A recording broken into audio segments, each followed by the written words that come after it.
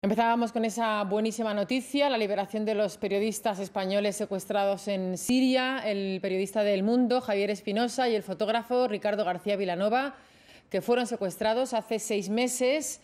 Han sido liberados anoche y se espera su llegada a España en las próximas horas.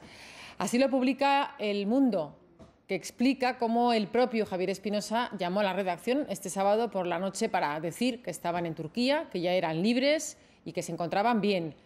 Los dos habían sido capturados el pasado 16 de septiembre, cerca de la frontera de Siria y Turquía, cuando trataban de abandonar el país tras 2 semanas cubriendo el conflicto. La noticia del secuestro no se hizo pública hasta el 10 de diciembre por expreso deseo de las familias. De momento no se conocen más detalles de su liberación. Pues bueno, buenas tardes, soy Ricardo García Vilanova. Lamento no poder estar aquí en el Congreso de Límites de Periodismo, pero voy a tratar de responder las preguntas telefónicamente. Muchas gracias. En primer lugar, una breve introducción, una respuesta breve respecto al funcionamiento del periodismo freelance. Bueno, en mi caso, el trabajo freelance, de cuando yo empecé a un tiempo a esta parte ahora, digamos, ha sufrido una variación muy importante, porque hace unos años tú tenías la posibilidad de tener, digamos, pues el acceso tanto a nivel logístico como económico también, de grandes medios que te prestaban ayuda en todas las facetas que tú necesitabas, ¿no? Ahora es bastante más difícil, porque básicamente lo que buscan los medios es que tú estés en el terreno y que una vez estés ahí, pues cuando te contratan o adquieren tu trabajo.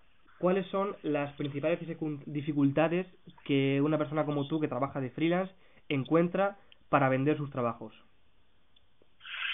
Las principales dificultades es básicamente que hoy en día hay muchas empresas y medios que están tirando de lo que se llama el periodismo ciudadano, o incluso utilizan trabajos de activistas, cosa que está muy bien por una parte, pero por otra parte no garantiza la neutralidad de esa información. Entonces lo que sucede es que normalmente los precios que se barajan en el mercado son bastante inferiores a los que te tienen que pagar ellos como freelance.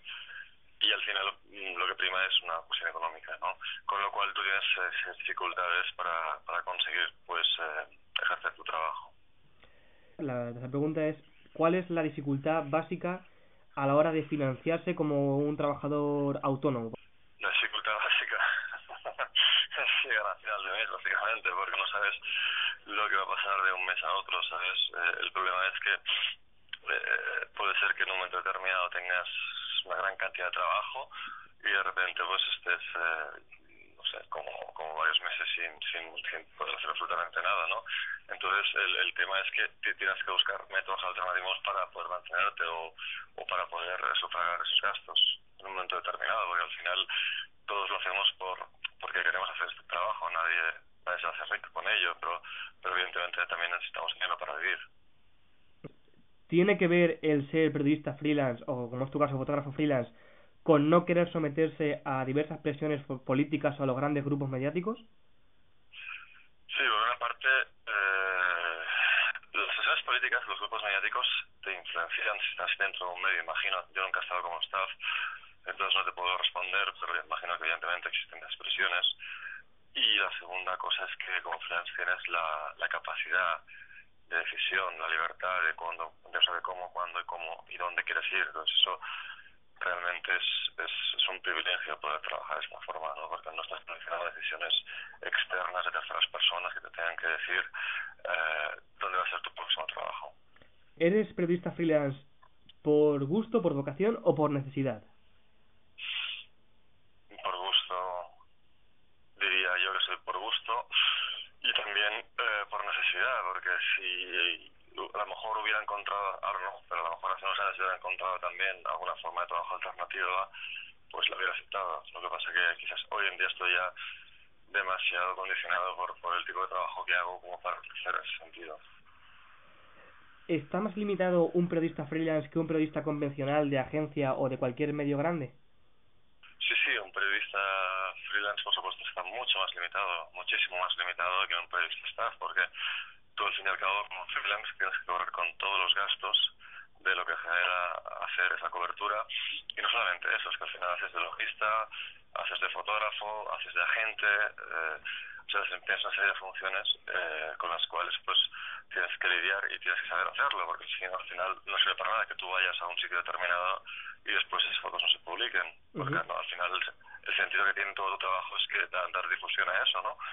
Y si eso no lo consigues, pues al final, bueno, que ese sentido. Tras su experiencia en zonas de conflicto, ¿volvería a realizar un trabajo de freelance en países en guerra? Sí, claro, por supuesto, lo voy a realizar y lo voy a seguir realizando. ¿Crees que el periodismo freelance a día de hoy está bien visto socialmente? Pues no tengo ni idea, la verdad, es una pregunta que no sabía qué decirte, porque tampoco me he preocupado de saber la percepción que tienen las personas sobre nuestra profesión. Pues no sé qué responderte. Y el final del trabajo freelance se valora porque los medios que tenemos para desarrollarlo son, como te he comentado antes, bastante inferiores a los que pueden tener grandes corporaciones o grandes periódicos, ¿no? Y yo creo que en ese sentido pues es loable que haya gente freelance que sea capaz de gestionar sus trabajos y de ir y volver a determinados países y desarrollar esas coberturas. ¿Qué debe hacer una persona que culmina sus estudios y desea ser periodista freelance? Bueno, no hay una fórmula mágica para llegar a ser freelance. Al final es un cúmulo de circunstancias las que pueden intervenir. Pues evidentemente la tenacidad, la suerte y otros factores. Pero creo que la forma más, digamos, más acertada sería hacerlo o intentarlo de forma paulativa y de forma escalonada. O sea, es decir, de repente ves a gente que a lo mejor no tiene experiencia, ¿no? Y se van a determinados países a cubrir conflictos. Eso no es, yo creo, la forma de empezar, porque para llegar a determinados sitios o a hacer determinadas coberturas tienes que tener esa experiencia final se coge a base de años. ¿A día de hoy crees que el periodismo freelance es necesario en el ámbito del periodismo general? Sí, a día de hoy yo creo que es necesario porque justamente el periodismo freelance puede asegurar la no imparcialidad o que a lo mejor puede darse en determinados medios. Ajá. ¿Cómo conviven en zonas de conflicto los periodistas freelance con las personas que se dedican a grandes medios, a grandes cadenas o agencias de periodismo? Hay de todo, básicamente. Te puedes encontrar con personas fantásticas que te ayudan y que te dan todo tipo de facilidades, como pueden ser, pues mira, Gervasio, Marc, Javier, Blask, Felix o muchos otros. Y después, pues bueno, también te puedes encontrar con otros que son tan benevolentes en ese sentido.